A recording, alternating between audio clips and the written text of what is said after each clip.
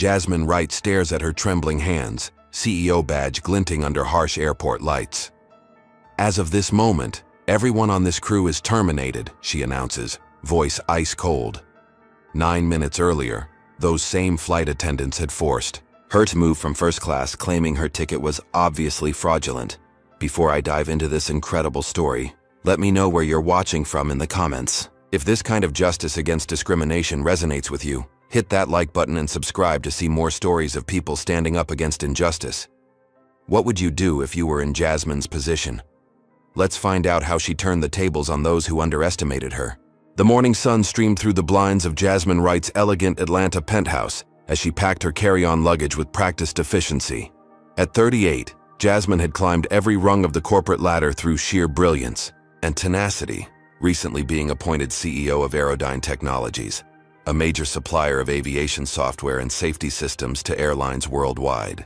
Her phone buzzed with another message from her executive team about today's crucial meeting in San Francisco.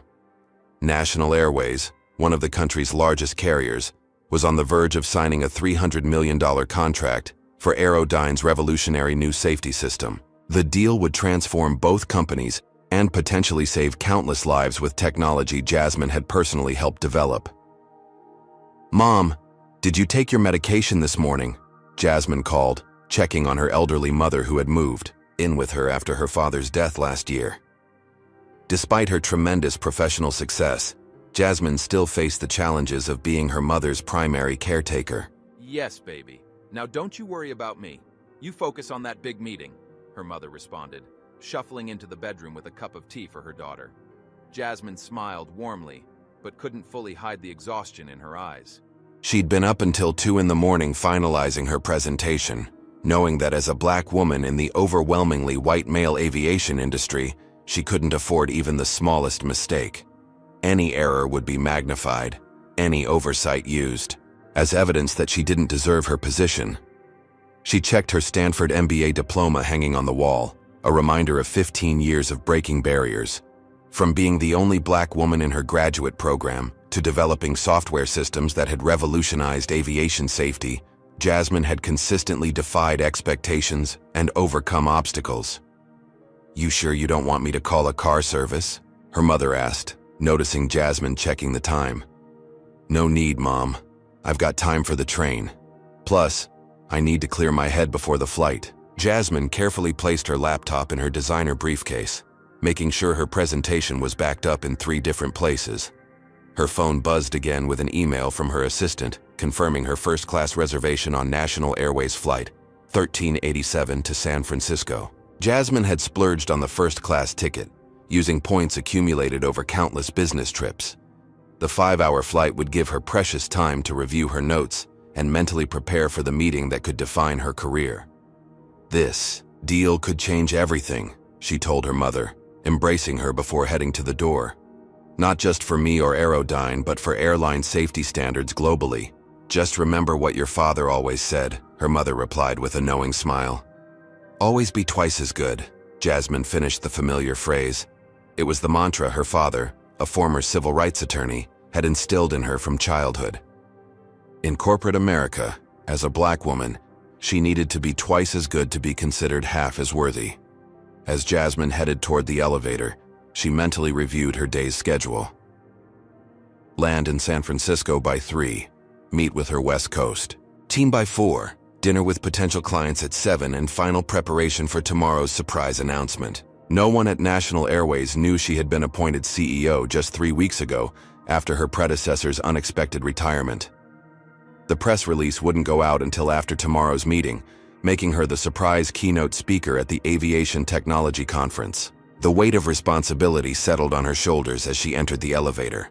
$300 million, hundreds of jobs, potentially thousands of lives that could be saved by her company's technology. Today had to go perfectly. Little did Jasmine know that in a few hours, her journey would become not just about closing a business deal, but about confronting discrimination in an industry she had dedicated her life to improving. Atlanta International Airport buzzed with the usual morning rush as Jasmine Wright strode through the main terminal.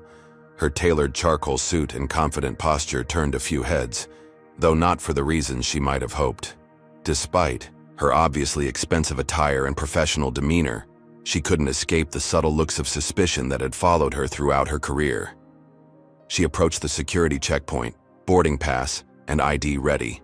The TSA agent, a middle-aged, white man with thinning hair, barely glanced at her documentation before waving her toward a separate line. "Random screening," he muttered without meeting her eyes. Jasmine bit back a sigh. Random screenings had somehow become a predictable part of her travel routine. She watched as several white business travelers sailed through the regular line, without additional scrutiny. "Arms out, please," instructed the female TSA agent conducting the secondary screening. Jasmine complied silently, maintaining her dignity as the agent waved the detection wand around her custom-tailored suit. 20 minutes later, having been delayed by the extra screening while others moved freely through the checkpoint, Jasmine finally made it to her gate. National Airways Flight 1387 was already in pre-boarding. A cluster of passengers stood near the gate counter, most of them older white men in business attire similar to hers. The gate agent smiled warmly at each approaching passenger, checking tickets and directing them to the correct boarding lanes. But when Jasmine approached, she noticed an immediate shift in their demeanor. Their smiles tightened, their eyes narrowed slightly. "May I see your boarding pass, ma'am?" asked the gate agent, emphasizing ma'am in a way that somehow made it sound less than respectful. Jasmine presented her digital boarding pass on her phone. "First class, seat 3A, she said clearly. The agent scrutinized the screen longer than necessary. "And your ID, please?" Jasmine produced her driver's license, which the agent compared to her boarding pass with exaggerated care. Meanwhile, the white businessman behind her was waved through with barely a glance at his documentation. Finally cleared to board, Jasmine walked down the jet bridge, mentally shifting focus to her upcoming presentation. She needed to be sharp for the meeting, not distracted by these all-too-familiar indignities. As she approached the aircraft door, a flight attendant named Richard Thompson, according to his name badge, greeted passengers with practiced cheerfulness. His smile, however, faltered when he saw Jasmine.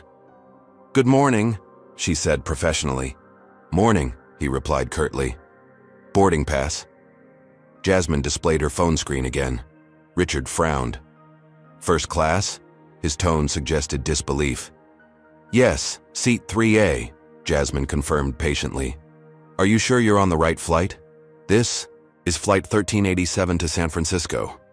"Yes, I'm aware," Jasmine replied, her patience thinning. "As indicated on my boarding pass." Richard looked again at her digital boarding pass, then at her. "Do you have a paper boarding pass?" Several passengers behind Jasmine shifted uncomfortably, the line beginning to back up. "The digital pass is sufficient," she stated firmly. "It has been for every other passenger." Richard's lips tightened. "One moment, please." He stepped aside and whispered something to another flight attendant, a blonde woman who glanced at Jasmine with undisguised suspicion. "Is there a problem?" Jasmine asked, maintaining her composure despite growing frustration. "No problem," Richard replied with artificial pleasantness. "Please proceed to your seat. We'll verify your ticket information during the flight." Jasmine moved past him, acutely aware of the stares from other passengers. Not one had intervened or seemed troubled by the differential treatment. This, too, was familiar. The silence of bystanders who noticed discrimination, but chose comfort over confrontation. As she settled into her first-class seat, Jasmine took a deep breath. She refused to let this encounter derail her focus. The safety system she'd helped develop could prevent accidents and save lives. That was what mattered today, not the small-mindedness of airline staff who couldn't conceive of a black woman belonging in first class. Little did she know, this was merely the opening act of a confrontation that would escalate beyond anything she had experienced before. The first-class cabin of Flight 1387 hummed with quiet activity as passengers settled in. Jasmine Wright arranged her workspace efficiently, laptop positioned for easy access, presentation notes in the seat pocket, phone charging. The meeting in San Francisco demanded her complete preparation, and these 5 hours would be valuable time to refine her strategy. She had just opened her laptop when a shadow fell across her tray table, Looking up, Jasmine found herself facing Veronica Paulson, the head flight attendant, a tall woman with artificially bright blonde hair and a smile that didn't reach her eyes. "Excuse me, ma'am," Veronica began, her voice pitched to Carrie. "May I see your boarding pass again?" Around them, conversations quieted as passengers tuned into the developing situation. Jasmine felt her shoulders tense, but kept her expression neutral. "Certainly," she replied, pulling up the digital pass on her phone for the third time since arriving at the gate. "Seat 3A, first class." Veronica squinted at the screen with exaggerated scrutiny. "This ticket appears unusual." "Unusual? How?" Jasmine asked, conscious of the growing audience. "It just doesn't look right," Veronica replied vaguely. "Where did you purchase this ticket?"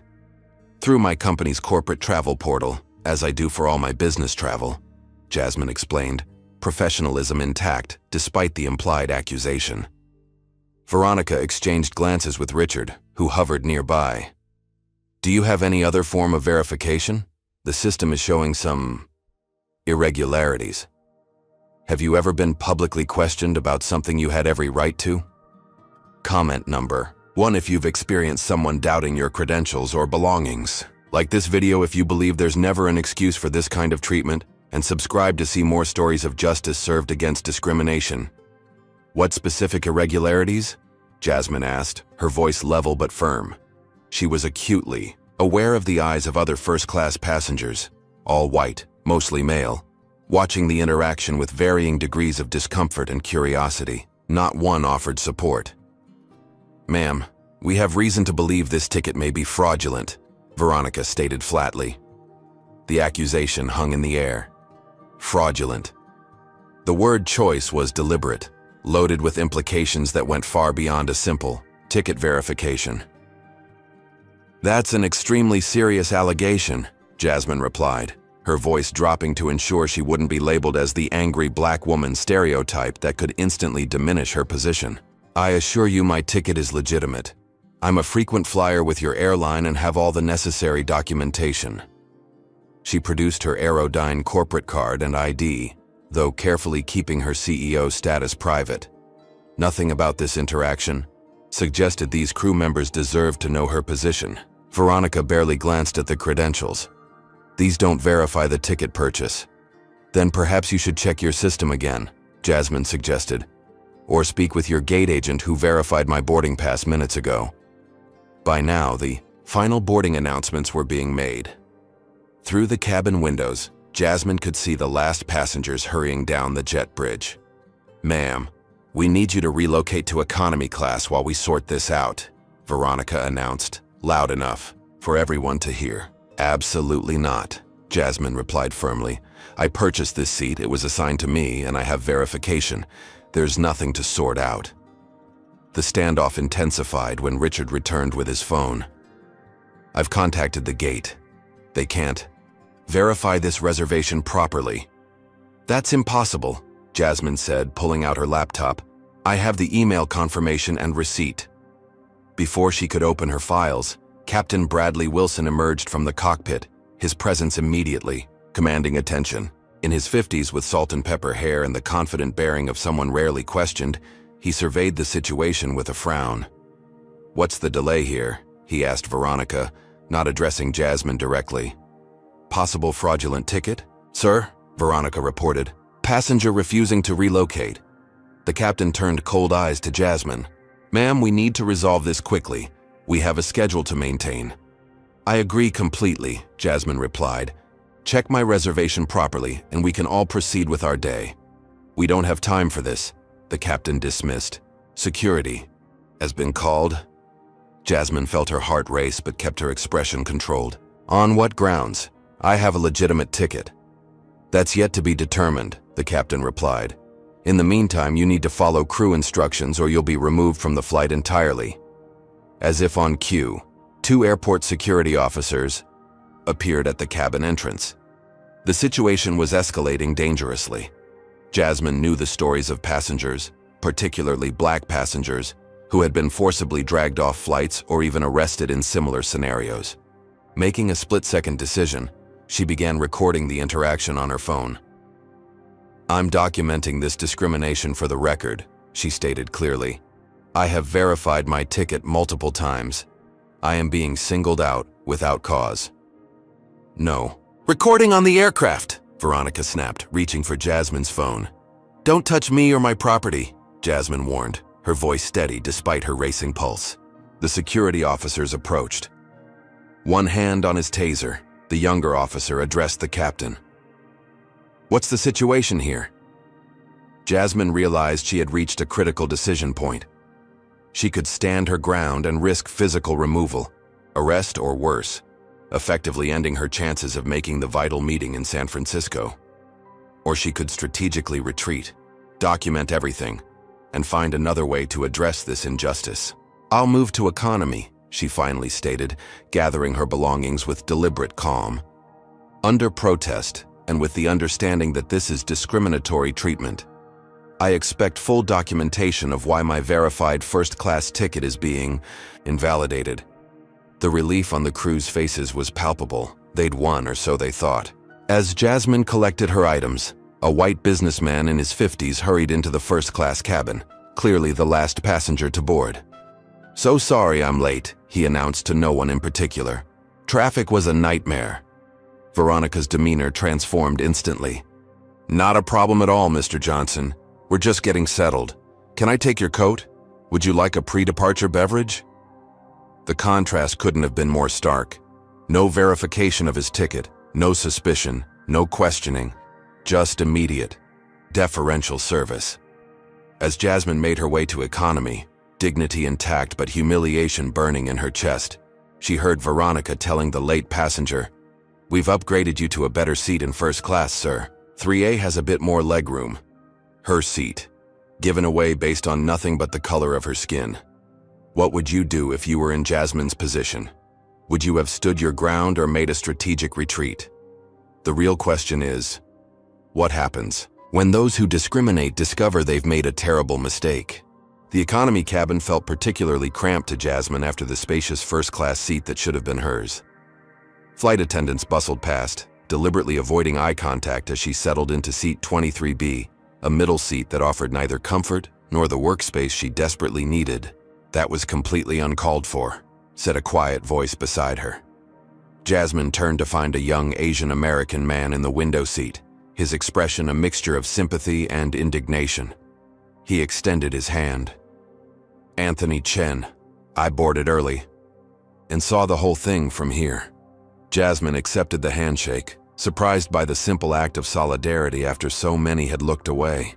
"Jasmine, right. And thank you for saying something. Not many people do." Anthony nodded grimly.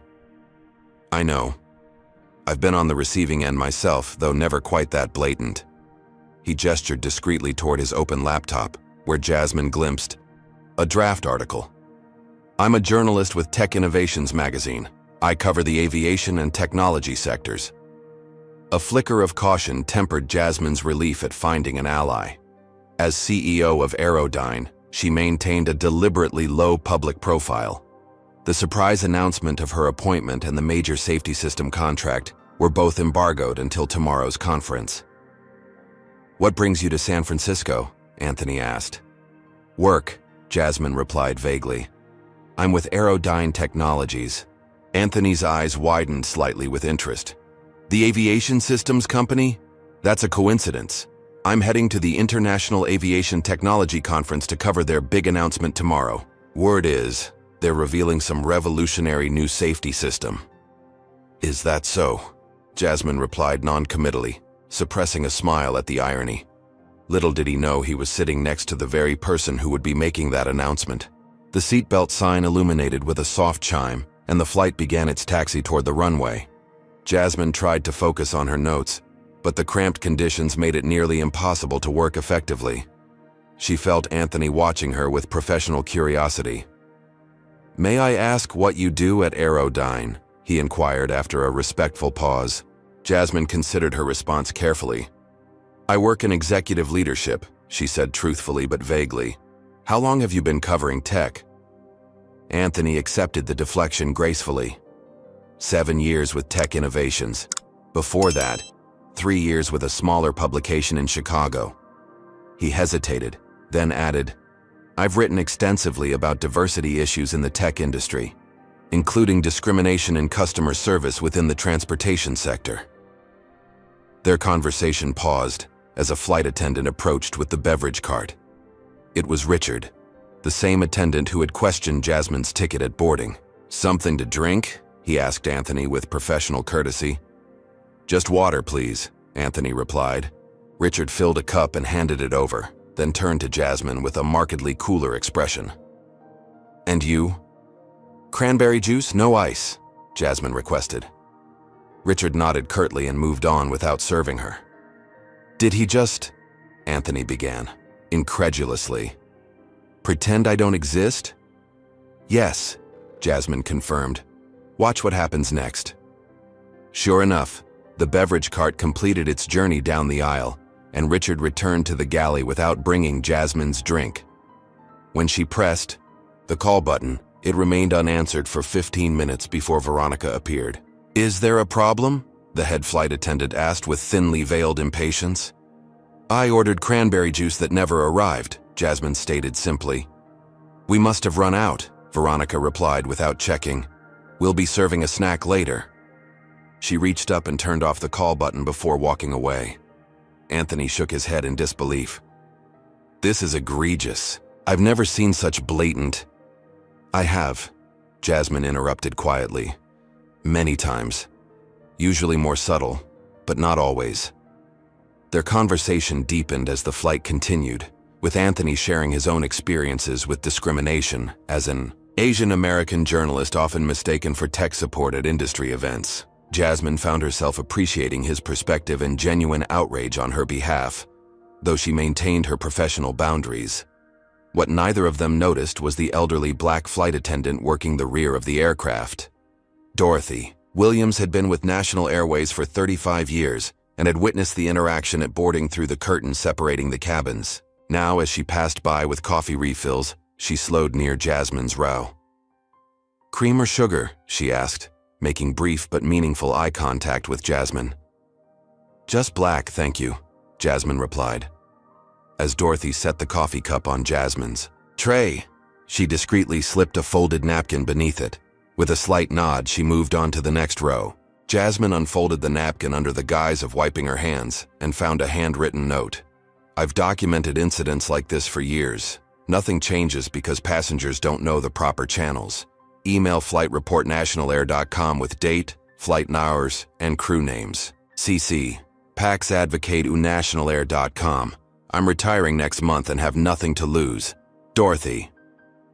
Jasmine slipped the note into her pocket just as her phone chimed with an incoming email notification.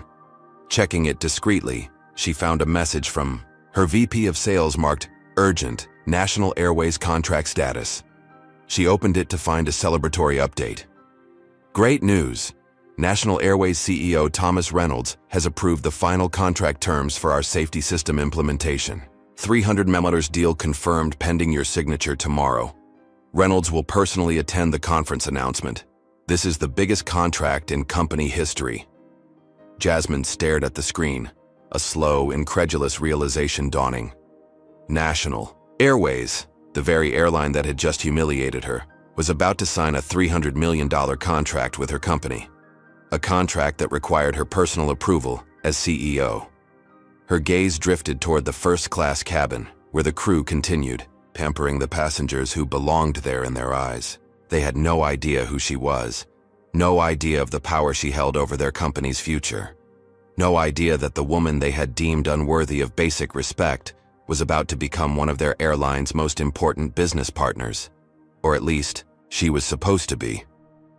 Jasmine turned back to her phone and began methodically documenting the discrimination she had experienced, complete with times, names, and specific actions. This was no longer just about her first-class seat or personal dignity.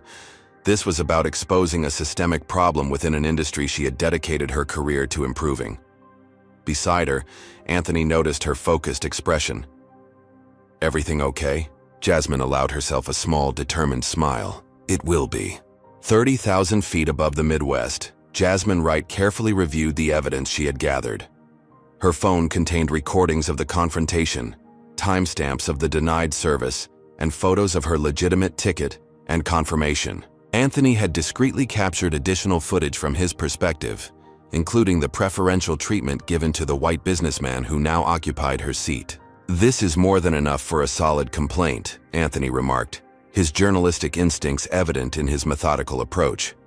"Though in my experience, airlines typically respond with form apologies and vouchers that do nothing to address the underlying issues."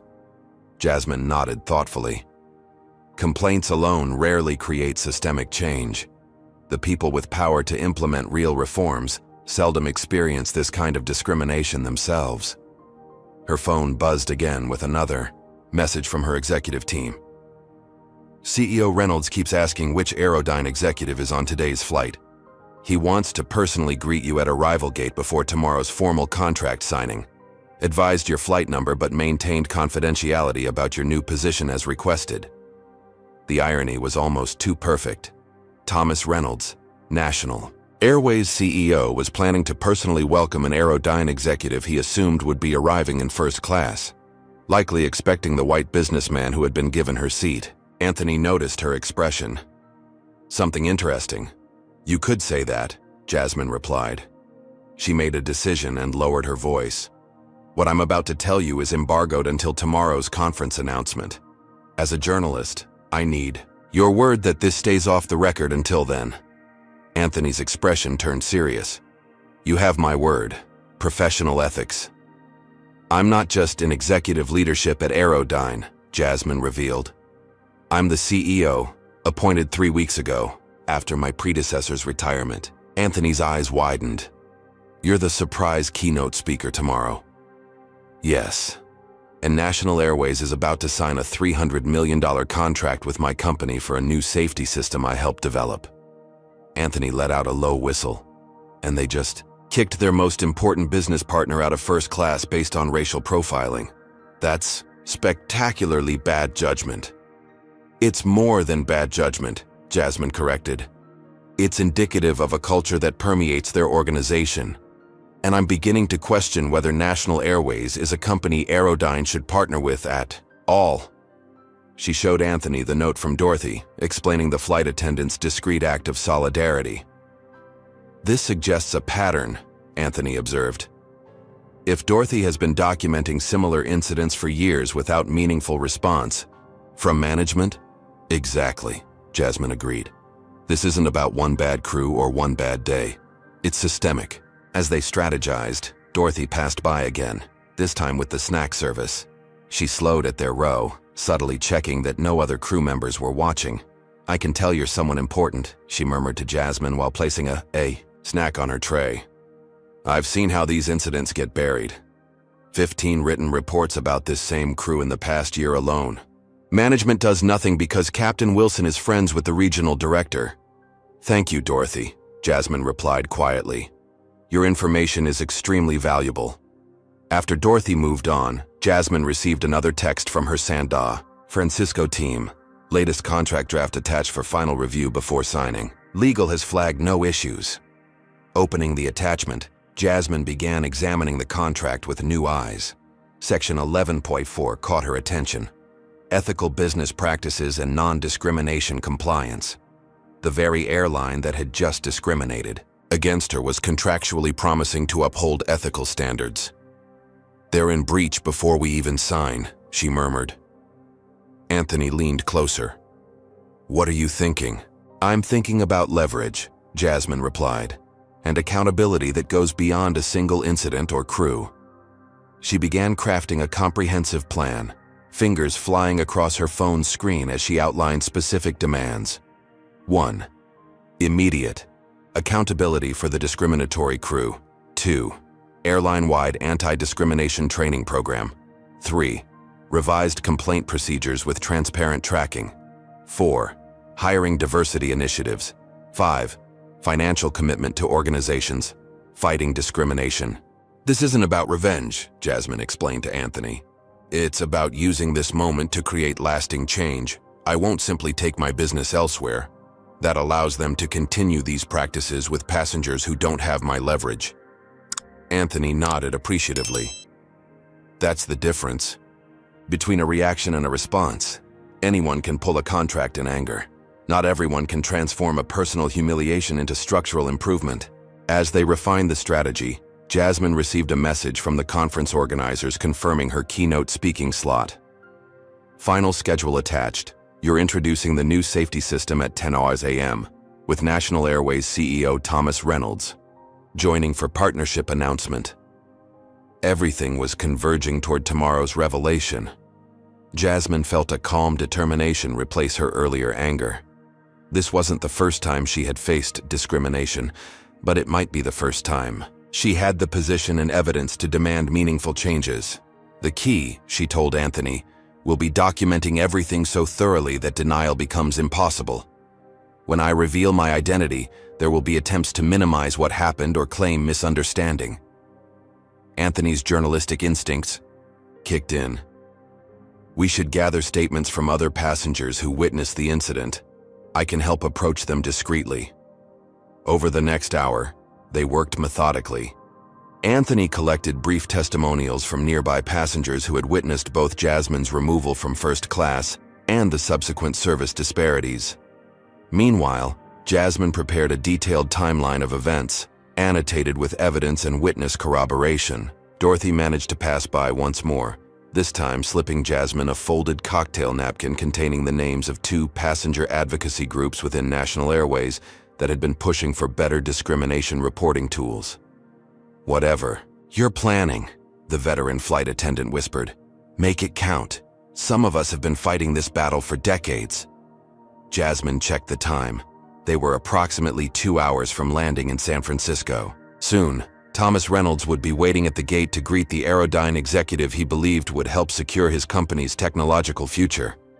Little did he know that executive was sitting in economy class, methodically building a case that could either transform his airline or cost it a $300 million contract and irreparable public relations damage. The question isn't whether I have enough leverage, Jasmine told Anthony as they finalized their preparation.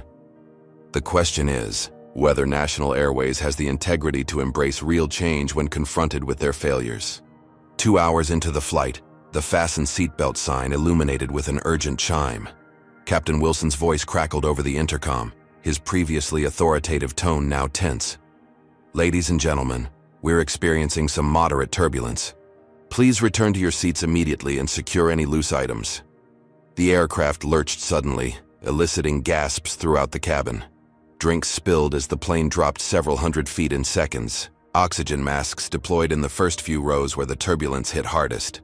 Jasmine gripped her armrests, her years of flying experience telling her this was more than routine rough air. Anthony looked considerably more alarmed, his knuckles white as he clutched his seat. Is this normal? He asked through clenched teeth as the plane shuddered violently. Not entirely, Jasmine replied, her focus shifting to the flight attendants. Their expressions confirmed her suspicion. This was concerning them too. Have you ever been in a situation where someone who dismissed you suddenly needed your help? Comment number 1 if you believe in karma, or number 2 if you've experienced a dramatic role reversal like what's about to happen. Like this video, if you think people should be judged by their character and abilities, not appearances. And subscribe to see more stories of justice and redemption. The turbulence intensified. Through the gap in the curtain separating economy from first class, Jasmine could see panic spreading among the passengers who had been deemed more deserving of comfort and service. The businessman occupying her rightful seat was repeatedly pressing his call button, his face ashen. Richard and Veronica rushed through the cabin, their earlier composure replaced by barely concealed anxiety. They were reacting, not managing, a crucial difference in emergency situations. Jasmine's phone pinged with an incoming alert from Airline's aviation monitoring system, a professional tool she used to track flight conditions.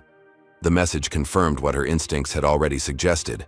They were flying through a severe weather system that the aircraft's outdated weather radar had failed to properly identify. Ironically, this was exactly the kind of situation her company's new safety system was designed to prevent. The plane dropped again, this time violently enough to send unsecured items flying through the cabin. A child began crying, An elderly woman nearby started hyperventilating. "Breathe slowly," Jasmine instructed the woman leaning across the aisle. "In through your nose, out through your mouth. We're going to be fine." Her calm, authoritative tone drew attention from surrounding passengers. The woman followed Jasmine's breathing guidance, gradually regaining control. "Are you a doctor?"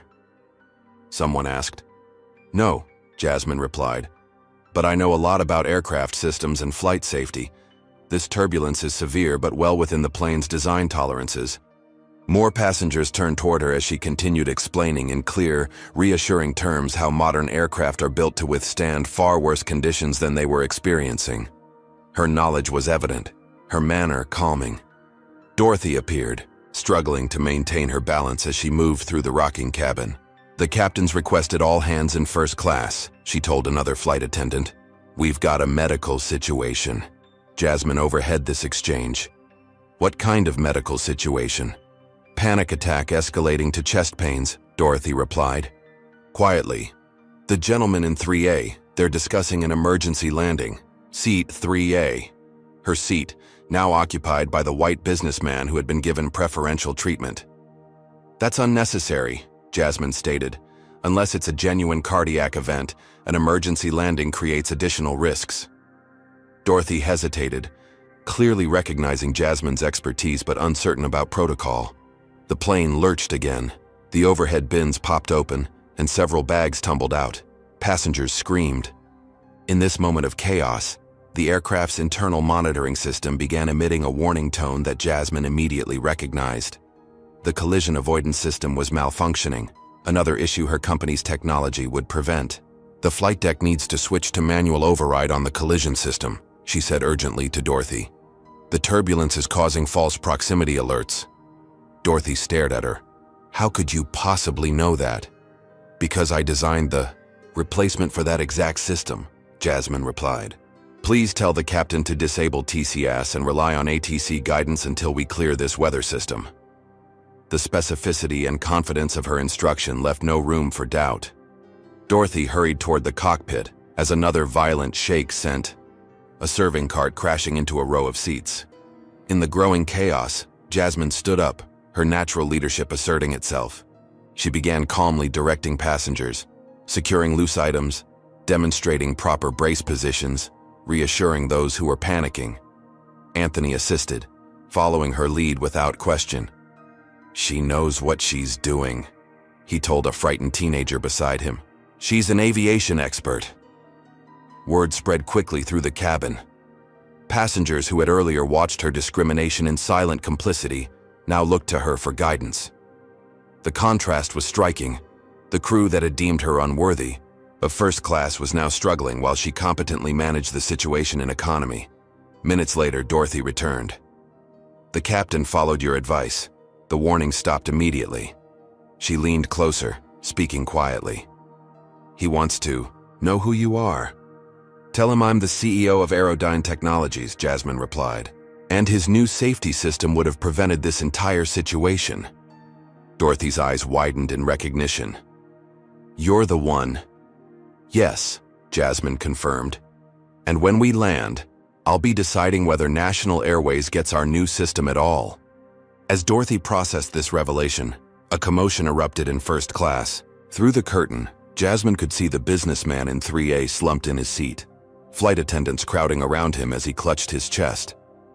"Anxiety attack," Jasmine diagnosed from a distance. "Hyperventilation leading to chest tightness, not a heart attack." "How can you be sure?" Anthony asked. "The pattern of his breathing and coloring," she explained. "Plus the situation. Sudden onset during turbulence. No previous distress signals. Richard appeared suddenly in economy, his face flushed with stress. "Is there a doctor on board?" he called out. Jasmine stood up. "Not a doctor, but I can help." Richard's expression soured upon recognizing her. "We need medical assistance." "Not. The passenger is having a severe anxiety attack triggered by the turbulence and possible claustrophobia," Jasmine interrupted calmly. "He needs controlled breathing guidance and possibly a mild sedative from the first aid kit, not an emergency landing that would create more anxiety." The confidence and precision of her assessment left Richard momentarily speechless. Other passengers were watching the interaction intently, the power dynamic visibly shifting. "Let her help," someone called out. "She knew about the collision system," Dorothy added, her decades of experience lending weight to her support. With visible reluctance, Richard stepped aside. Jasmine moved past him toward first class, where the businessman was gasping for breath, convinced he was having a heart attack. "Sir," she addressed him directly, her voice firm but reassuring. "You're experiencing an anxiety response. Your heart is racing because of adrenaline, not cardiac distress." She guided him through breathing exercises, instructed Veronica on the correct medication from the emergency kit, and within minutes had the situation under control. The businessman's color improved, his breathing normalized, and the panic in the cabin subsided along with the turbulence. Captain Wilson emerged briefly from the cockpit, surveying the scene with surprise. "The weather system is clearing," he announced. "We'll be resuming normal service shortly." His eyes lingered on Jasmine with evident confusion about her role and expertise. As she returned to her economy seat, Jasmine was aware of the transformed atmosphere in the cabin. Passengers who had ignored her mistreatment now smiled gratefully. Flight attendants who had dismissed her now avoided eye contact, awareness of their error beginning to dawn. Anthony leaned over. "That was impressive." "That was necessary," Jasmine corrected, "and a perfect illustration of why assumptions about people can be not just unfair but dangerous. They nearly made an unnecessary emergency landing because they couldn't recognize the difference between expertise and entitlement." Her phone chimed with another message. CEO Reynolds confirmed waiting at gate with welcome committee. "ATA San Francisco 45 minutes. Jasmine smiled slightly. "The real turbulence," she told Anthony, "is about to begin when we land." What do you think will happen when the airline CEO discovers who Jasmine really is? Is a dramatic confrontation brewing? Or will she find an even more powerful way to make her point? The captain's voice announced their final approach to San Francisco International Airport, instructing flight attendants to prepare the cabin for landing. Outside the windows, the iconic Golden Gate Bridge emerged through wisps of fog, a stark contrast to the tension still lingering inside the aircraft. Jasmine Wright sat perfectly composed in her economy seat, reviewing her documentation one final time. The evidence was comprehensive. Recordings, timestamps, witness statements, Dorothy's historical context, and the subsequent safety incident where her expertise had proven invaluable. "You sure you want to do this publicly?" Anthony asked quietly. "Most executives would handle it privately, maybe leverage it behind closed doors for better contract terms." Jasmine met his gaze steadily. "That's exactly why discrimination persists. Private resolutions protect institutions from accountability, while leaving systems unchanged. The passengers on this flight witnessed what happened. They should also witness the consequences." Her phone chimed with one final message before the device needed to be switched to airplane mode for landing. Reynolds brought PR team and photographers to gate. Expects historic handshake with Airline executive upon arrival. Jasmine allowed herself a small smile. He'll get his historic moment, just not the one he anticipated. The aircraft touched down with a slight bump, taxiing toward the terminal, where Thomas Reynolds, National Airways CEO, waited to greet the Airline executive he believed would deliver a $300 million contract the following day. As passengers prepared to deplane, Richard appeared in economy class, his demeanor noticeably less confident than earlier. "Ms. Wright," he began awkwardly, "the captain would like to thank you for your assistance during the turbulence. If you'd, like to deplane first." "No, thank you," Jasmine replied evenly. "I'll exit in my assigned sequence, row 23. Richard's discomfort was palpable. "Of course. Again, we appreciate your, expertise." After he retreated, Anthony raised an eyebrow. Not even tempted by the offer to jump the line? "This isn't about convenience," Jasmine replied. "It's about consistent standards and equal treatment." She checked her watch. Besides, timing matters for what comes next. As the aircraft doors opened and first-class passengers began deplaning, Jasmine remained seated, watching through the cabin windows as a small welcoming committee assembled at the gate. A tall man in an expensive suit, Thomas Reynolds, she presumed, straightened his tie and plastered on a camera-ready smile. "That's Reynolds," Anthony confirmed, following her gaze. "I interviewed him last year. Typical CEO. Charming when it serves him, ruthless otherwise." Slowly, methodically, the plane emptied. The businessman from seat 3A, recovered from his panic attack but still pale, was among the first to exit, receiving solicitous attention from Veronica and Richard. Jasmine noted how they carefully escorted him past the waiting CEO, both flight attendants realizing their error, but powerless to correct it now. Reynolds' confusion was visible even from a distance as he scanned each deplaning passenger, searching for someone who matched his expectation of an Airline executive. His welcoming smile gradually transformed into a perplexed frown as the first-class cabin emptied without delivering his expected VIP. "Now?" Anthony asked as their row was finally called to exit. "Not yet," Jasmine replied. "Patience is strategic." They gathered their belongings and joined the deplaning queue, moving slowly toward the exit. Ahead, through the aircraft door, Jasmine could see Reynolds consulting his phone with growing concern, likely receiving messages that the Airline executive was indeed confirmed on this flight. Captain Wilson and the flight crew had assembled near the exit for their customary farewell. Their earlier confidence had evaporated, replaced by uncertain glances as Jasmine approached. "Ms. Wright," the captain began in a low voice. "I understand there was some confusion during boarding." "Not confusion," Jasmine corrected calmly. "Discrimination, documented extensively." The captain paled slightly, but maintained his professional facade. "Perhaps we could discuss this privately. I'm sure we can reach an accommodation." "I'm not interested in an accommodation," Jasmine replied. "I'm interested in accountability." She stepped past him into the jet bridge, Anthony following close behind. Through the terminal windows, she could see Reynolds checking his watch, his PR team looking increasingly uncomfortable as the expected photo opportunity failed to materialize. Dorothy appeared suddenly beside Jasmine in the jet bridge, having slipped away from the crew lineup. "Whatever you're about to do," the veteran flight attendant said quietly, "know that some of us have been waiting decades for someone with enough power to make real change happen." Jasmine nodded respectfully. "I won't waste the opportunity." As they emerged into the terminal, Jasmine paused, allowing the remaining passengers to move ahead. Reynolds stood about 20 feet away, now on his phone, likely calling for updates on the missing Airline executive. "Ready?" she asked Anthony. "To witness corporate history in the making?" "Absolutely," he replied. "I'll stay back but close, enough to document everything." Jasmine straightened her suit jacket and approached Reynolds directly, her steps measured and confident. The National Airways CEO was so absorbed in his phone conversation that he didn't notice her until she stood directly before him. "Mr. Reynolds," she said clearly, "I believe you're waiting for me." Reynolds looked up, confusion evident. "I'm sorry, Miss Wright. Jasmine Wright, CEO of Airline Technologies." The color drained from his face as the implications registered. Instantly, behind him his PR team exchanged alarmed glances. "Dr. Wright," he recovered quickly, extending his hand. "There must have been some confusion. We were expecting you in first class."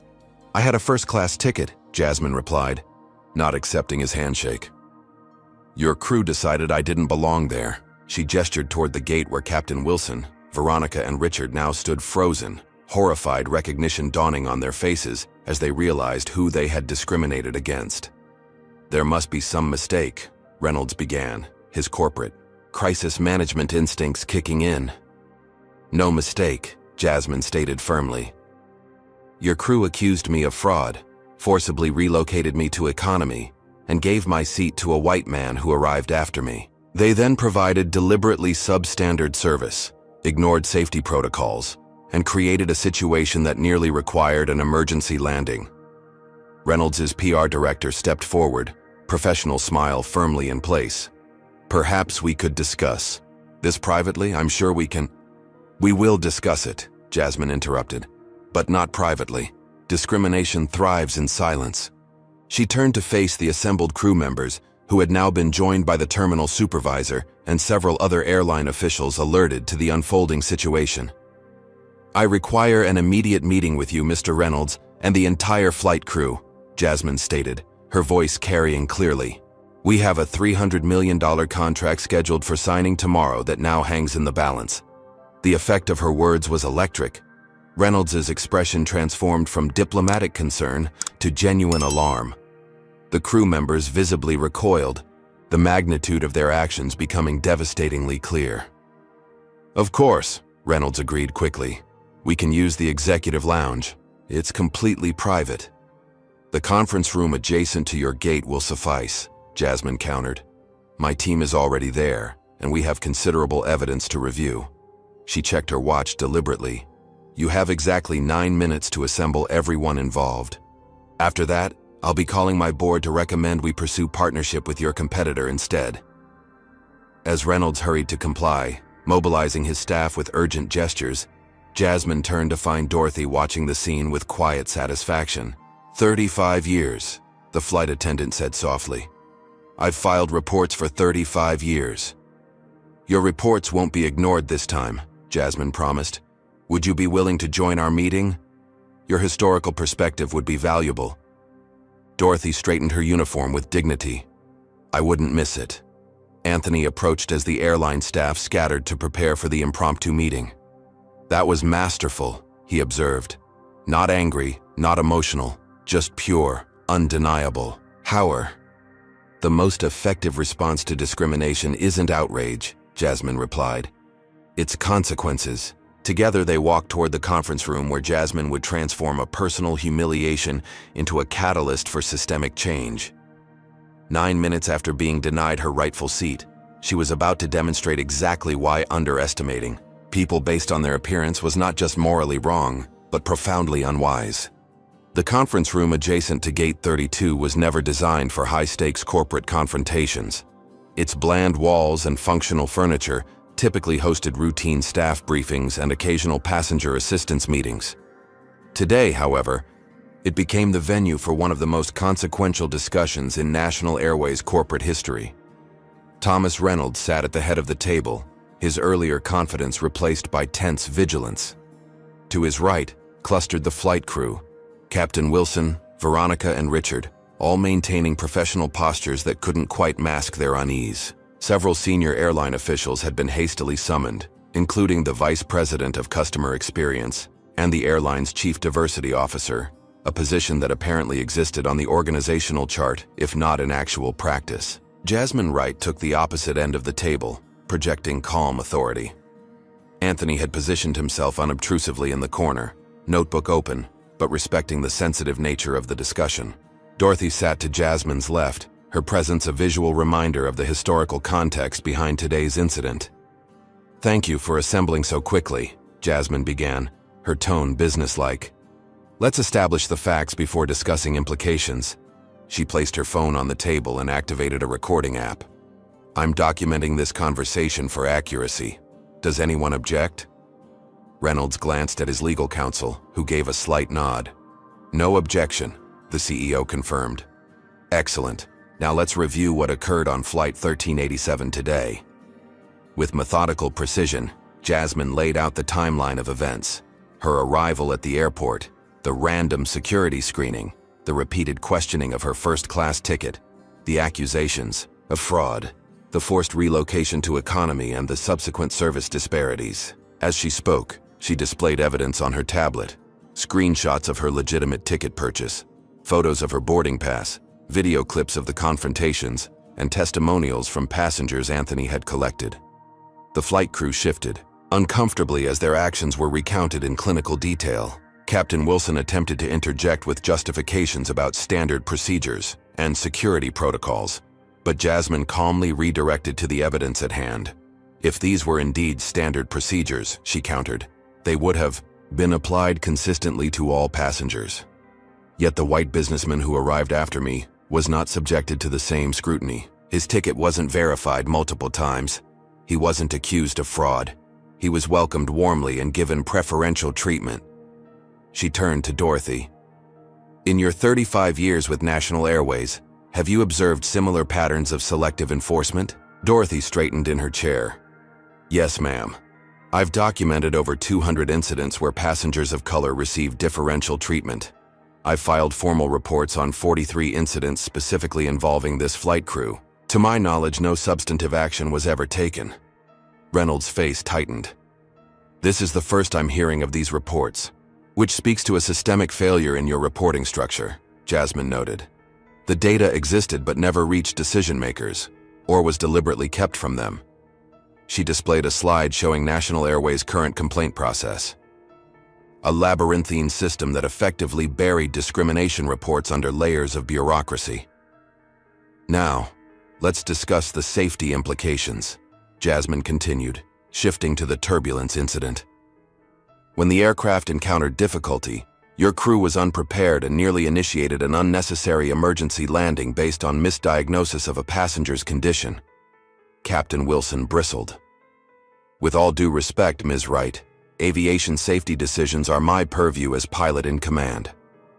And yet, Jasmine replied evenly, it was my expertise, the expertise you dismissed during boarding, that correctly identified both the passenger's condition and the malfunction in your collision avoidance system. Had you diverted unnecessarily, you would have created additional risks while delaying hundreds of passengers. She let that reality settle before continuing. This illustrates precisely why prejudgment based on appearance is not just ethically wrong, but operationally dangerous. You assumed I didn't belong in first class based solely on my appearance, then discovered too late that I possessed critical knowledge your team needed. Veronica, the head flight attendant, finally spoke up. We weren't discriminating. There was a genuine confusion about your ticket status. Jasmine raised an eyebrow. A confusion that somehow applied only to me and not to any white passengers? A confusion that persisted despite multiple verifications? A confusion that led you to use the word fraudulent?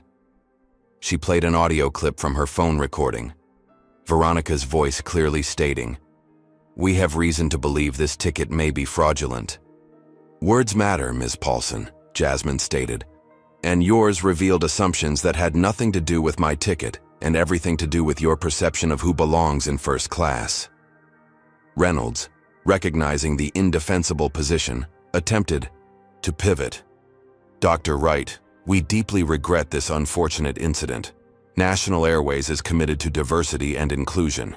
I'd like to offer you our sincere apology along with compensation for your inconvenience. Perhaps complimentary first-class travel for a year. Mr. Reynolds, Jasmine interrupted quietly but firmly. This isn't about free tickets or personal compensation. This is about a culture that enabled discrimination without consequence. And it now directly impacts our business relationship. She opened her laptop to display the pending $300 million contract between Airline and National Airways. This agreement, scheduled for signing tomorrow, includes Section 11.4, Ethical Business Practices and Non-Discrimination Compliance. Your airline is already in breach of those terms. The gravity of the situation visibly settled on Reynolds as the business implications became clear. A discrimination incident was bad enough. Losing a transformative safety system contract to a competitor would be catastrophically worse. What are you proposing, Dr. Wright? He asked carefully. Systemic change, not symbolic gestures, she replied, displaying a new document outlining 5 specific demands. 1. Immediate accountability for discriminatory actions. 2. Implementation of comprehensive anti-discrimination training. 3. Overhaul of complaint procedures with transparent tracking. Establishment of hiring diversity initiatives with measurable goals. 5. Financial commitment to organizations combating racism. These aren't suggestions, Jasmine clarified. They're conditions for our continued business relationship. Reynolds conferred briefly with his team before responding. These appear to be reasonable requirements, though implementation timelines would need discussion. However, regarding the first point, immediate accountability, what specifically are you expecting? Jasmine's gaze moved deliberately to Captain Wilson, Richard, and Veronica. The crew members who perpetrated the discrimination should not remain in customer-facing roles. Their actions demonstrated fundamental unfitness for positions requiring fair treatment of diverse passengers. Captain Wilson surged to his feet. "This is outrageous. I've been with this airline for 20 years. You can't seriously expect—" "I expect accountability," Jasmine interrupted calmly. "Your actions were documented, witnessed, and indefensible. You violated company policy, federal transportation regulations, and basic human decency." The Vice President of Customer Experience spoke for the first time. "Termination seems extreme for a first offense." "First documented offense," Dorothy corrected quietly. "I filed reports about Captain Wilson 8 times in the past 3 years. Alone." An uncomfortable silence filled the room as this information registered. Reynolds, weighing business realities against personnel loyalties, came to a decision. "Suspension pending investigation is our standard protocol. We'll begin that process immediately." "That's inadequate," Jasmine replied. "Investigation is appropriate when facts are in dispute. Here they aren't. The discrimination occurred, was documented from multiple angles, and was witnessed by a plane full of passengers. Delayed accountability is no accountability at all." She closed her laptop deliberately. "I'll be clear. Airline will not partner with an organization that responds to proven discrimination with procedural delays. If you choose that path, I'll be announcing tomorrow that we've selected your competitor for our safety system implementation." The stakes couldn't have been clearer. Reynolds glanced at his leadership team, then at the flight crew who had created this crisis through their actions. His decision, when it came, was a testament to business pragmatism, if not moral courage. "Captain Wilson, Ms. Paulson, Mr. Thompson, you are placed on administrative leave effective immediately, pending formal termination proceedings," he stated firmly. "Your actions today have cost this airline immeasurably in both ethical standing and business opportunity." The crew members began protests that Reynolds silenced with a raised hand. "Security will escort you to retrieve your belongings. Your airline privileges are suspended, and you'll be contacted by HR regarding separation procedures."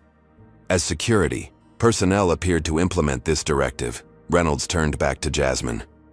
"Dr. Wright, regarding your other conditions, we accept them in principle. I propose we continue this conversation with our respective legal teams to formalize the commitments before tomorrow's contract signing." Jasmine considered the proposal. The immediate accountability she demanded had been delivered. The remaining systemic changes would require detailed implementation plans. "Agreed," she finally responded. "My team will work with yours overnight. The contract announcement proceeds only if we reach satisfactory agreement on all points." As the meeting concluded, Dorothy approached Jasmine quietly. "In 35 years, I've never seen anything like this. You did what none of us could do alone."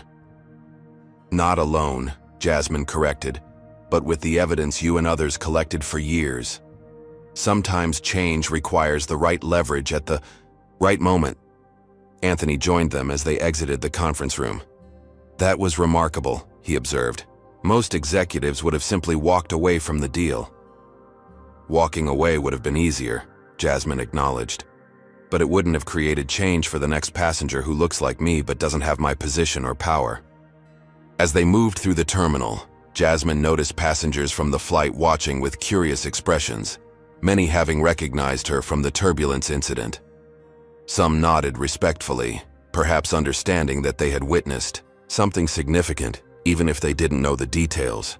"The contract signing is at 10 tomorrow, Jasmine noted, checking her schedule. "By then we'll know whether National Airways is truly committed to change or just damage control." She paused, looking back at the gate where the confrontation had begun. 9 minutes from discrimination to consequences. That might be a record in corporate America. Anthony smiled. "Some stories write themselves. This one deserves to be told." "It will be," Jasmine promised. "But first, let's make sure it ends with actual change, not just headlines." 3 months after the fateful flight, Jasmine Wright stood at the podium of the International Aviation Conference, surveying an audience filled with industry executives, engineers, and journalists. Among them sat Thomas Reynolds, CEO of National Airways. his expression a complex mixture of respect and residual discomfort. "Safety in aviation isn't just about mechanical systems and software," Jasmine began, her voice commanding the vast auditorium. "It's about creating an environment where every passenger and crew member is valued equally, where decisions are based on facts rather than assumptions, and where accountability isn't just a corporate buzzword, but a lived reality." The screen behind her displayed Airline's revolutionary safety system, now fully implemented across National Airways' entire fleet. The $300 million contract had indeed been signed, but only after the airline committed to sweeping changes that went far beyond the usual corporate diversity statements. "Today, I'm proud to announce that our partnership with National Airways represents a new standard in the industry, not just for technological advancement, but for organizational integrity." In the front row, Anthony Chen nodded appreciatively as he recorded the speech for his feature article in Tech Innovations magazine. His initial coverage of the discrimination incident and subsequent corporate transformation had already won journalism awards and sparked industry-wide conversations. "3 months ago, I experienced firsthand how assumptions and biases can compromise safety and dignity in air travel," Jasmine continued, not shying away from the personal element of the story. "Today, I can report that National Airways has not only acknowledged those failures, but implemented concrete changes that other airlines would do well to emulate." She gestured toward Reynolds, who stood to join her at the podium. The choreographed moment symbolized a transformed relationship. Not one of perfect harmony, but of productive tension anchored in mutual accountability. "When Dr. Wright first presented her requirements for our continued partnership, I saw them as demands," Reynolds admitted to the audience. "Today, I recognize them as the foundation for making National Airways a better, safer, and more equitable company." He outlined the changes implemented over the past 90 days. A comprehensive anti-discrimination training program had been developed and deployed across all staff levels, with measurable results tracked quarterly. The labyrinthine complaint system had been replaced with a transparent process featuring independent review and clear escalation paths. Hiring practices had been overhauled, resulting in the most diverse incoming class of pilots and senior staff in the airline's history. Most significantly, National Airways had established a $5 million fund supporting organizations combating racism in transportation and public accommodations. "We still have work to do," Reynolds acknowledged, "but we're committed to the journey." As he returned to his seat, Jasmine reclaimed the podium. "Accountability isn't punishment," she noted. "It's the prerequisite for growth and improvement. The crew members who discriminated against me lost their positions, but the company itself gained a path forward." In the audience, Dorothy Williams smiled quietly. After 35 years as a flight attendant, she now headed National Airways' newly created Passenger Advocacy Department, ensuring discrimination complaints received proper attention and response. "The technology we're showcasing today will save lives by preventing accidents," Jasmine continued, returning to the safety system that had initially brought Airline and National Airways together. "But equally important are the human systems that determine how we treat one another, how we respond to mistakes, and how we create cultures of inclusion rather than exclusion." She detailed how the incident had become a case study throughout the industry. Other airlines had begun reviewing their own practices, recognizing that beyond the moral imperative, discrimination carried significant business and safety risks. "The fired crew members from Flight 1387 recently appealed their termination," Jasmine revealed. That appeal was denied after review by an independent ethics board. "Their case now serves as a training example across the industry, a clear message that discriminatory actions have consequences regardless of seniority or position." As the presentation concluded, Jasmine opened the floor for questions. A young, Black woman studying aerospace engineering asked what advice Jasmine would give to those facing similar discrimination without her level of corporate power. "Document everything," Jasmine replied without hesitation. "Build networks of allies. Use established reporting channels, but don't rely solely on them. And perhaps most importantly, recognize that your presence in spaces where others think you don't belong isn't just about your individual journey. It's about creating pathways for those who will follow. After the conference concluded, Jasmine found herself in National Airways' Premium Lounge, preparing for her flight back to Atlanta. The irony wasn't lost on her. Returning on the same airline that had discriminated against her, but now as a recognized VIP partner. As she settled into a comfortable chair, Anthony joined her for a brief follow-up interview. "Your story has resonated far beyond the aviation industry," he noted. "People see it as a template for turning discrimination into actual systemic change." Jasmine nodded thoughtfully. The key was refusing both easy options, either walking away entirely or accepting token apologies. Real change requires leverage, evidence, and specific demands. "And what about personal vindication?" Anthony asked. "Was that part of your motivation?" "Of course it was," Jasmine acknowledged honestly. "I'm human. Being humiliated publicly affected me deeply. But personal vindication alone would have been temporary satisfaction without lasting impact. I wanted something more durable." Their conversation was interrupted by the announcement of her flight. As Jasmine gathered her belongings, a National Airways representative approached with deferential respect. "Dr. Wright, your flight is ready for boarding whenever you're prepared. The new crew has been briefed on the safety system implementation. They're quite excited to meet you." Jasmine thanked him and made her way to the gate, Anthony walking alongside. "Will you write about the follow-up?" she asked him. "Absolutely," he confirmed. "People need to see that real change isn't just about the dramatic moment of confrontation, but the steady work that follows." At the gate, Jasmine paused before boarding. 9 minutes, she reflected. That's how long it took to go from discrimination to firing the crew. But 3 months of detailed work is what turned an incident into institutional change. She boarded the aircraft, this time receiving the respectful welcome her position warranted. But more importantly, the same welcome now extended to all passengers regardless of appearance. As she settled into her first-class seat, Jasmine noted the subtle differences from her previous flight. The crew was noticeably more diverse. The safety briefing included information about the new Airline system. Most significantly, the atmosphere conveyed professionalism rather than gatekeeping. When the aircraft lifted off toward Atlanta, Jasmine allowed herself a moment of quiet satisfaction. The journey that had begun with humiliation had transformed into something far more significant than personal vindication. It had become a template for accountability that would benefit countless passengers who would never know her name or story. Sometimes, she reflected, the most powerful response to discrimination wasn't just surviving it or even succeeding despite it.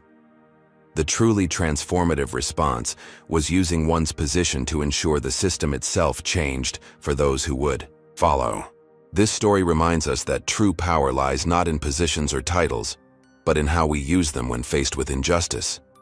Jasmine could have simply leveraged her CEO status for personal vindication or walked away entirely. Instead, she recognized a larger opportunity to transform a broken system. Discrimination thrives when those with influence stay silent or seek only personal resolution. Real change requires evidence, strategic thinking, and specific demands that address root causes rather than symptoms. It's not enough to punish individual actors while leaving flawed systems intact. Perhaps most importantly, this story shows that accountability isn't punishment, it's the foundation for genuine improvement. By rejecting both passive acceptance and purely personal revenge, Jasmine created something more valuable: structural changes that would protect countless future passengers who didn't share her level of influence. When we encounter discrimination, the most powerful response isn't just to overcome it personally, but to use whatever leverage we have to ensure others won't face the same barriers.